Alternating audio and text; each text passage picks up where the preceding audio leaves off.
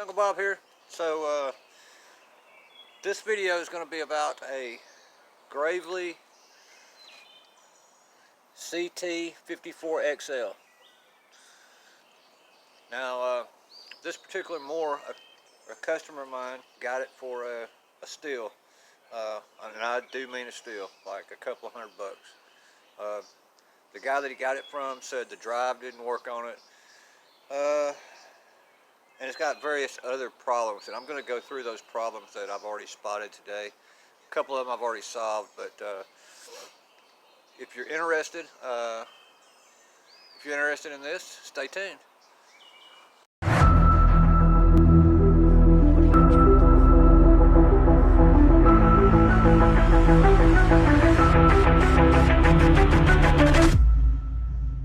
Okay guys, so like I said, it's a Gravely. It came with the FR730V on it. He got a really good deal on it. According to the hour meter that's on here, it has 68.5 hours on it. Now it's in pretty rough shape. The guy says it won't drive, all kinds of stuff.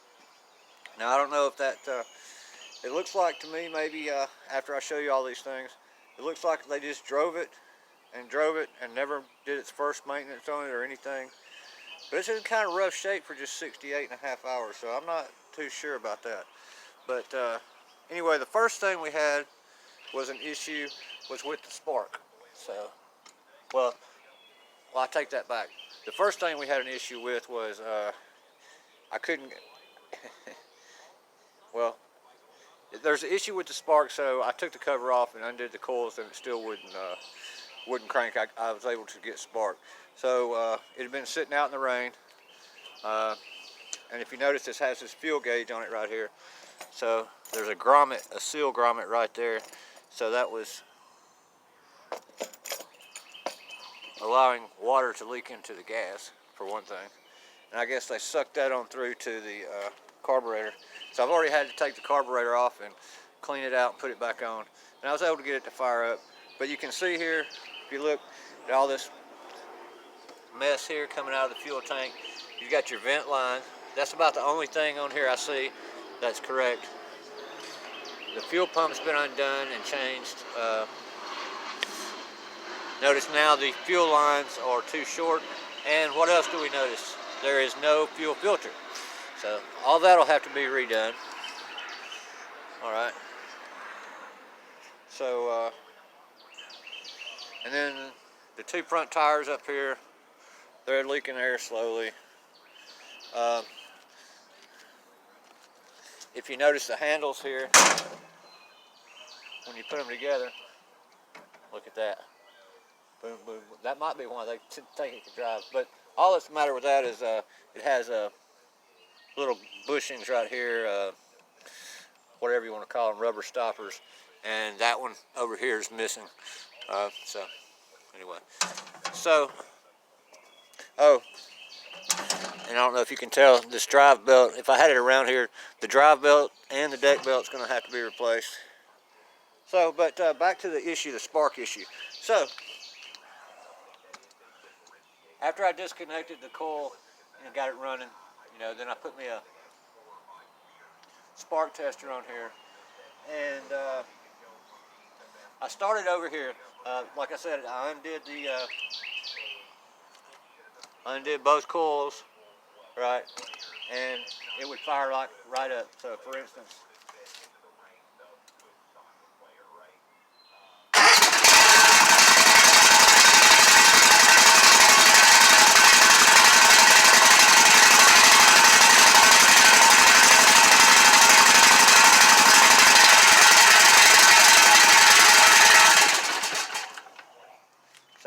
but the only problem with that is, you got to choke it out to kill it out or whatever. But so we have that. So we knew the coils were good, right? So then I wanted to eliminate a short between the coil wires and where this little gray wire, there's a little gray wire right here, and it just jumps out and runs over to the other coil. But it comes down, if you trace it down to here, it comes and plugs in and goes to this little connector right here. And if you look on this connector, it's the black wire going in.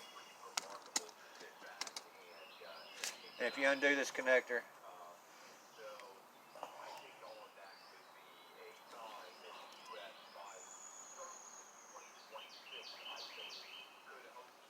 well, I say we're going to undo this connector. All right. So if you match that black wire up, it changes over to a white wire with a black tracer on it. So first thing I did is I got my little test light out, and I hooked this test light lead up to the positive on the battery. So it's on the battery there, right? And so what I want to check, just to eliminate this part up here, I'm going to plug this in to the black wire right here, and no light comes on. So that means there's not a short between this black wire going up to the coil kill wires, whatever. There's no short there, so we're good up there. But okay, so now I'm going to plug it into the white and black before it changes over. You notice the light comes on. Let me see. I don't know if you can see the light come on. You're about to be able to.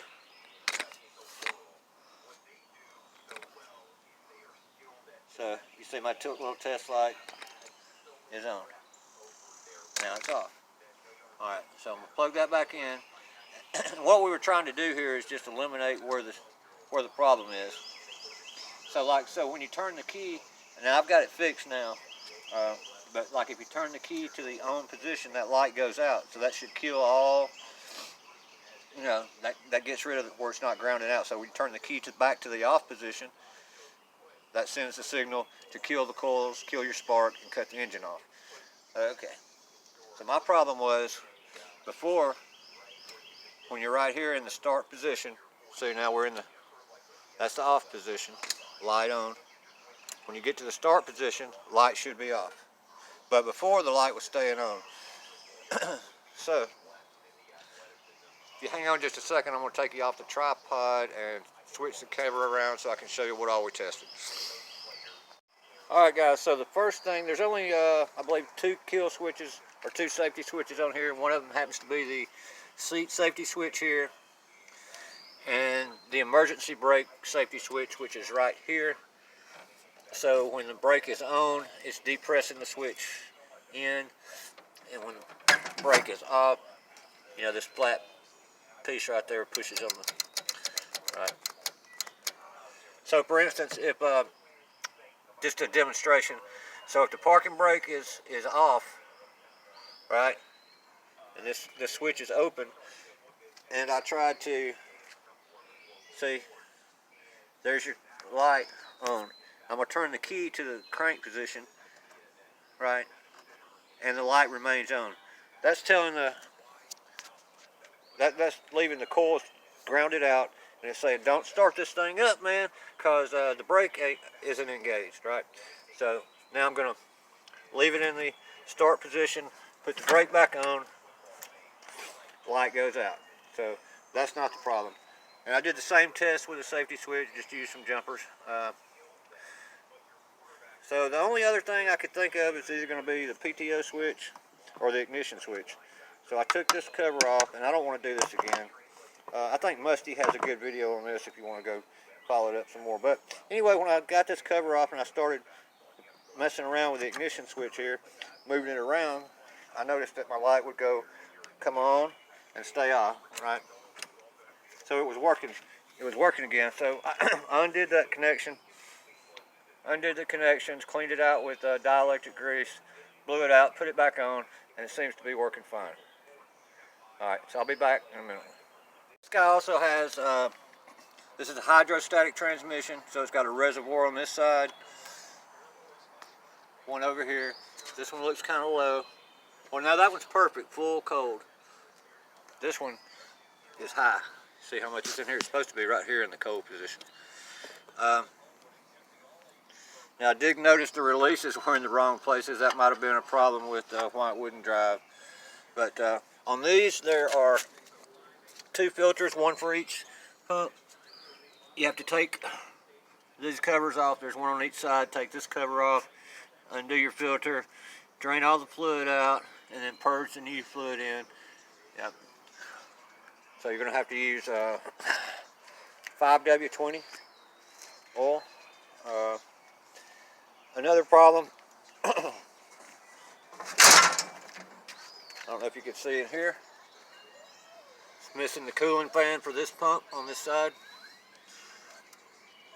See, that one's all broke off. Should be like, should look like this one, but it's missing. Yeah, look at that little old battery, old Duracell. Well, that's what it comes with. I looked it up on the parts. It's about a $70 battery. So I wish I could show you the hydro belt where it's broken up, but it's going to have to be replaced as well. So we're going to basically do a service on this thing, top to bottom.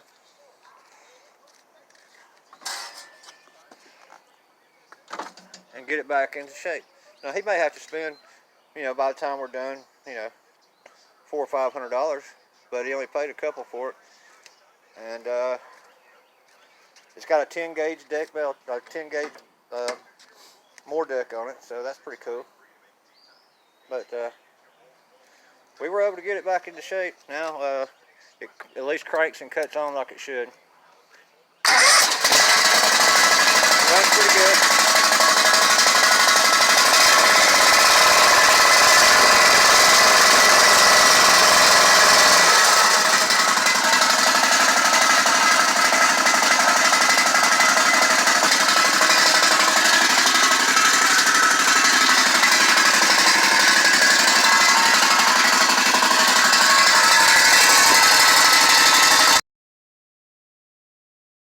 Yeah, so I had forgot to hook the switch back up, so it wasn't working right. So we'll do it one more time for you, show you that it is working. Yeah.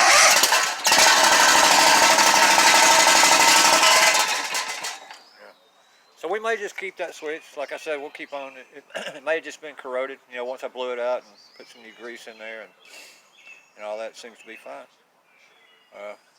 Anyway, guys, hope you like this. We're gonna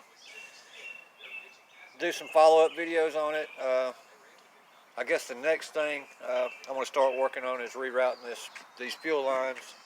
Get that squared away first, so I can get the cover back on it, and then we'll tackle the hydro, and then we'll move up and I'll go ahead and order these grommets or whatever you want to call them. They call them eccentric something or another in the parts diagram.